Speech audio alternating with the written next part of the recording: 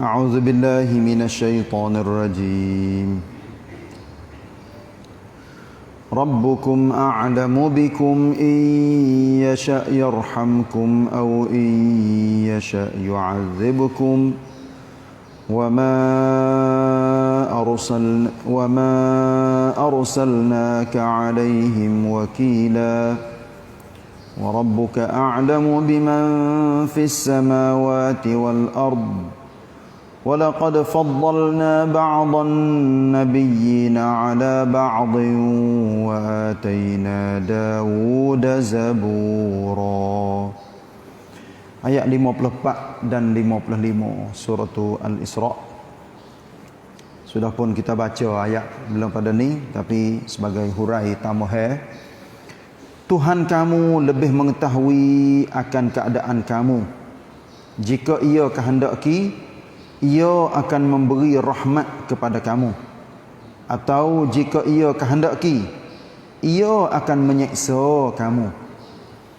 Dan kami tidak mengutusmu kepada mereka, wahai Muhammad, sebagai wakil yang menguasai urusan mereka.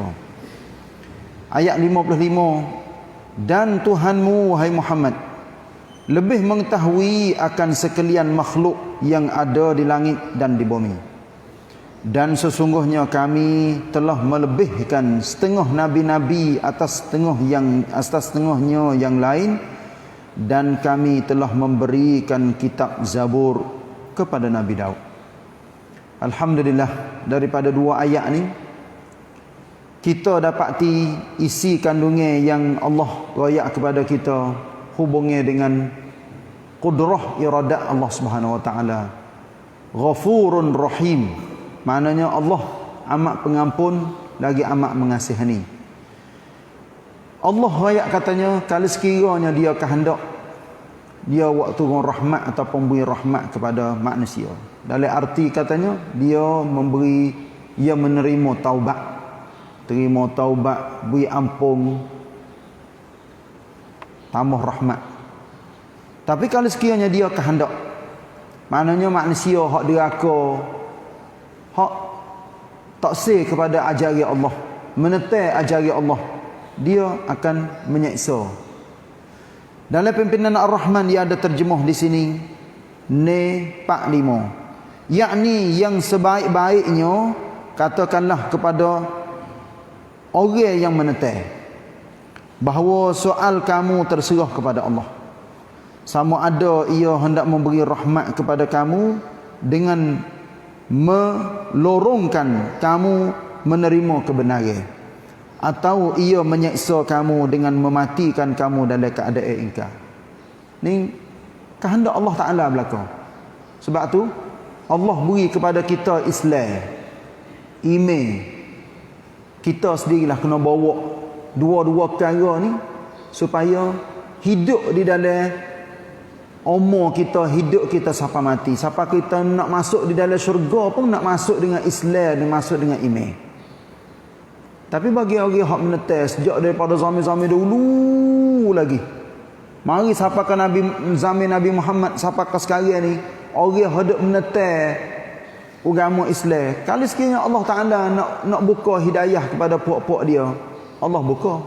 Tapi adat katanya, orang yang menetes agama Islam, galiknya menetes siapa sik. Ya kerah.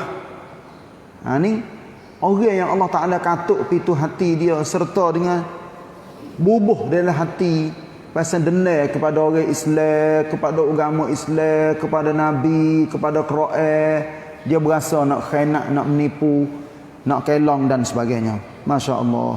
So lagi, Allah hantar Nabi ni bukan sebagai orang nak pergi nak pergi menyelamatkan orang daripada api neraka semua manusia, walaupun hati Nabi itu memang macam tu. Tapi bukan arti katanya Nabi ni kena disoal apa menjalan dakwah orang tak masuk Islam. Tak. Tuhan tak ada tanya Nabi macam tu. Nabi ni tu hewi kepada dia mung tu sapa. Khija mung tu royak. Orang nak terima tak saya terima ikut. Sebab itulah Tuhan ayat katanya wa ma arsalnaka alaihim wakila. Ada terjemuh di dalam pimpinan Ar-Rahman lagi. Ne pak ne, yakni baginda diutus kepada umat manusia bukanlah sebagai wakil yang berkuasa memaksa mereka menerima kebenaran. Nabi tak ada paksa dah. Nabi royak.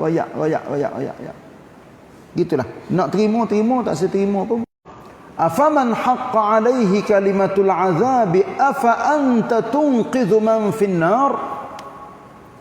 Ni Tuhan tanya. Afaman haqqa alaihi kalimatul azab, adakah orang yang sudah pun ditetap dah orang ni kena azab dalam neraka?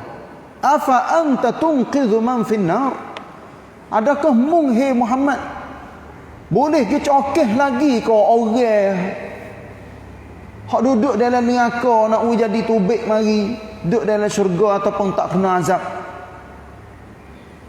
Tuhan jawab tak. Ni nak ayat katanya khija'an Nabi, usaha Nabi ni gapo Allah Ta'ala izin kepada dia boleh, tapi dia Allah Ta'ala tak izin. Cuba kita gambar, kita tahu belaka dah pak saudara Nabi tak boleh Nabi nak pergi cokeh dia nak jadi selamat dekat situ. Siapa ketika Abu Talib mati tu, Nabi ada sebut, bukan Nabi benci tak, tapi dengan sebab dakwah royak. Siapa wiknati sutai Nabi giduk royak la ilaha illallah, Abu Talib tak saya sebut. Nabi sebut dalam hadis dia katanya syaikhun dal. Apa? Syaikhun dalun, iaitunya orang tua yang sesat. Walaupun Nabi hormat Nabi cakap kepada Abu Talib, pera dia, kasih kepada dia, ya kecil lagi. Nabi duk dakwah masa Abu Talib duk hidup. Abu Talib lah duk pokpong Nabi. Tapi bawa mati, darah mati dalam kafir juga. Wallahu alam nah, saya tengok di dalam kitab dalam tafsir juga. Satu golongan yang ayat katanya Abu Talib mati dalam Islam, iaitunya golongan Syiah. Ya ayat katanya Abu Talib mati dalam Islam dengan sebab dalam jiwa Abu Talib ni penuh dengan Islam. Sejak daripada Nabi mula dakwah, dia mai perthoi kepada orang. Ni saya tengok dalam tafsir. Lepas tu ketika Abu Talib tak mengucap tu, dia ayat katanya Abu Talib yamrab katanya la ilaha illallah duk dalam hati dia.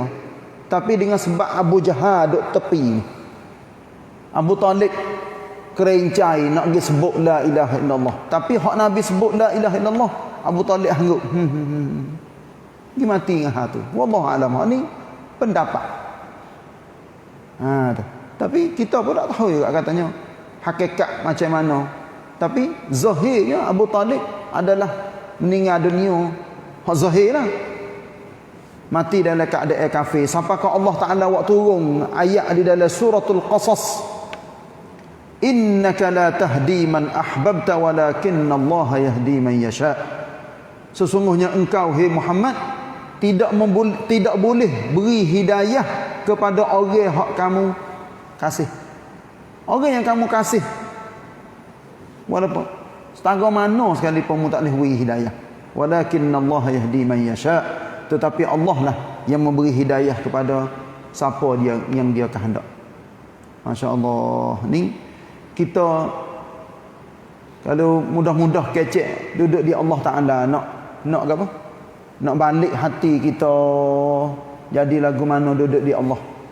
Sebab tu Nabi royak di dalam satu hadis, Nabi katanya hati manusia ni duduk di baina asbu'ain min asabi'ir rahman. Ni payah saya nak terjemuh pasal payah. Nak jadi masuk baik nak dia dah. Tapi tak ada arah Nabi ayat katanya hati manusia ni duduk di antara jari Allah Taala yang dia nak paling lagu mana. Ha tu. Dia sebut lagu ni orang gambar pula ayat katanya kerana duk mengajar Tuhan ada jari supaya manusia balik lagu.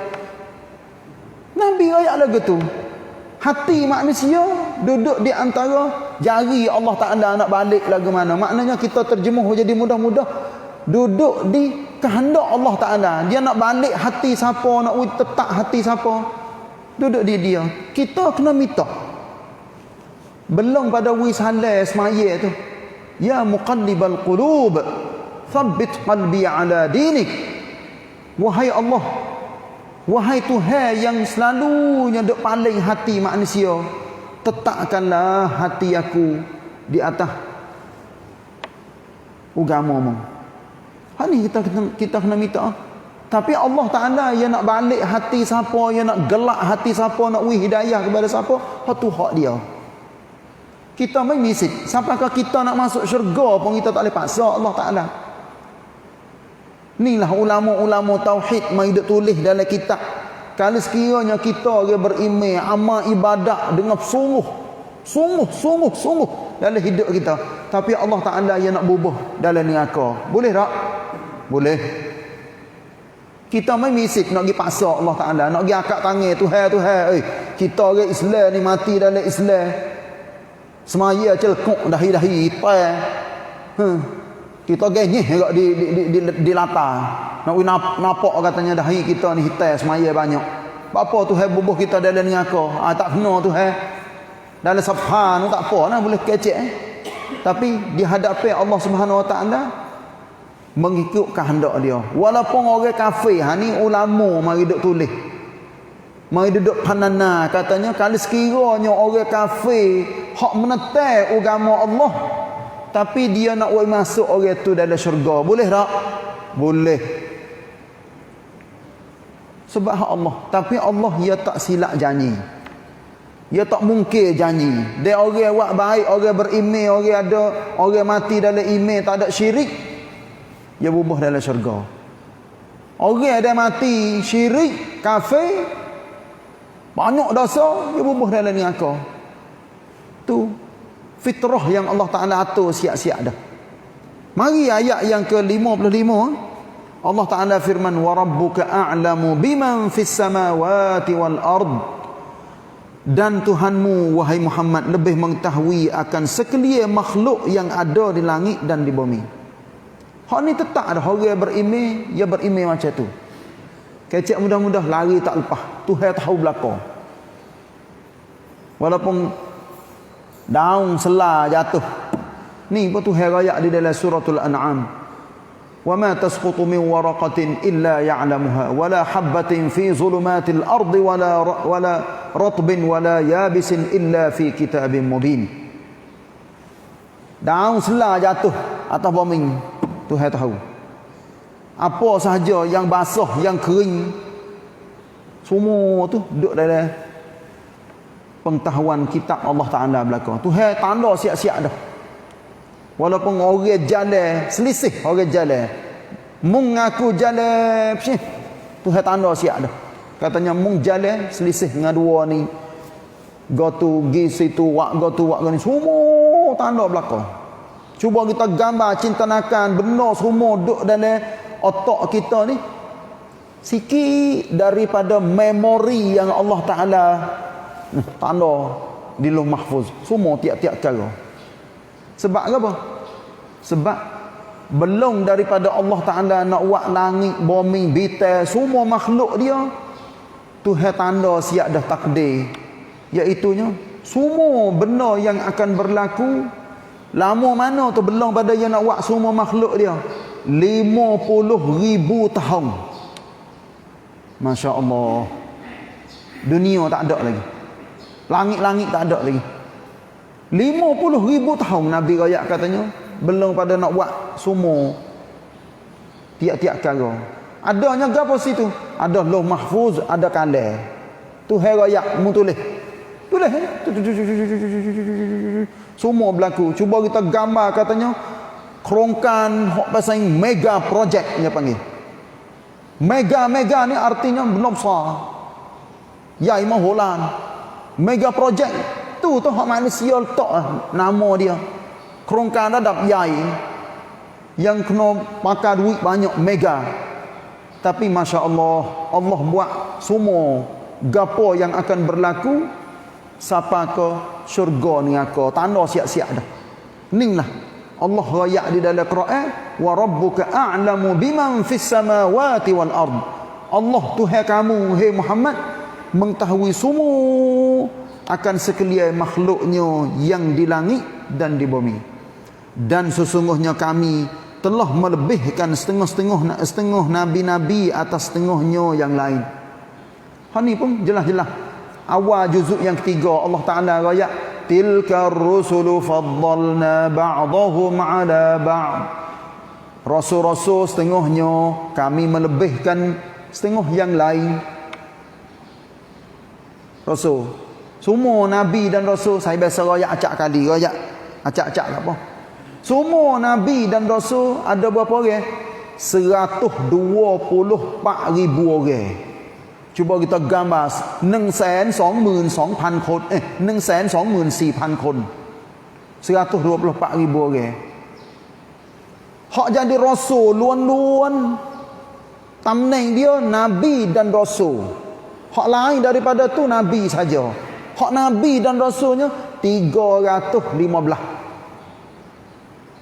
Di kalangan 315 saat ni ada tercatat tersebut nama dia di dalam Quran 25 orang. Dalam 25 saat ni hak agung dinamakan ulul azmi 5 orang. Siapa tu? Nabi Nuh, Nabi Ibrahim, Nabi Musa, Nabi Isa dan Nabi Muhammad alaihimussalatu wassalam. Dalam 5 orang ni pula hak paling agung sekali iaitu Nabi Muhammad sallallahu alaihi wasallam. Ha tengok. Nabi sendiri pun Nabi royak katanya aku ni Nabi sutai khatamun nabiyyin. Nabi sendiri royak akulah orang yang akhir sekali banding serupa dengan orang buat umuh. Nabi katanya orang buat umuh buat ada sekeping lagi bata hak tak bubuh. Orang pakak mari tengok belakang, tengok kau tu, tengok kau ni, rumah ni comel molek weh. Tapi bata sekeping lagi tak bubuh. Kalau dia pakak bubuh, sudah lalu dah rumah. Nabi katanya wa anal labinah. Akulah bata sekeping tu. Labinah dalam bahasa Arab terjemuh ke bahasa kita iaitu bata sekeping. Puk, pergi bubuh. Nabi lah rakyat katanya akulah menyempurnakan supaya dengan umuh suti bagi bubuh bata pak sudah. Pas kita pun umat Nabi Muhammad sallallahu alaihi wasallam. Umat Nabi yang maha sempurna. Tapi Allah Taala rakyat wa ataina wa laqad faddalna ba'dhan nabiyina ala ba'd wa ataina Dawud zabura. Sebut Nabi Daud. Apa tu? Kelebihan kebaikan Nabi Daud ni masya-Allah. Nama dia tak ada masyhur mana. Jarang orang nak pergi sebut sejarah Nabi Daud ni dengan begitu panjang. Tapi alhamdulillah dia Allah Taala beri apa? Kitab Zabur. Zabur ni artinya kitab sebagai peringatan kepada orang ramai. Tu dia panggil Zabur. Lepas tu sebut di dalam Quran ni ada beberapa tempat. Ni. Iaitunya hubungnya dengan Nabi Daud dan kitab Zabur sebagai peringatan. Bukan arti katanya Nabi Daud ni lebih apa? Tamneng dia daripada nabi-nabi lain tak. Tapi sebut di sini adanya hikmah dan insya-Allah kita akan sambung semula hubungnya dengan ayat ni.